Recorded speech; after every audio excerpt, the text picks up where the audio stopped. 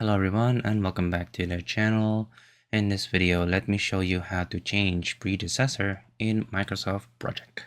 Now, as you can see right here in our Gantt chart, the predecessors are basically tasks that are dependent on the current task. So say for example, this task right here, which showcases here, is codependent on the task prior to that.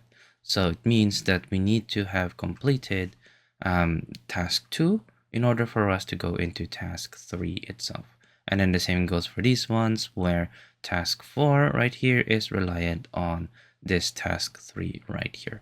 Now for us to go ahead and change the predecessor, all we need to do is to look into the predecessor section right here and then just go ahead and open this up. You should be able to see all of the different tasks that is connected. So this task 6 right here is depending on task 9 being complete right here. But say for example, we want this task 6 to be dependent on this task being complete. So all we need to do is to untick this right here and then just go ahead and select this instead.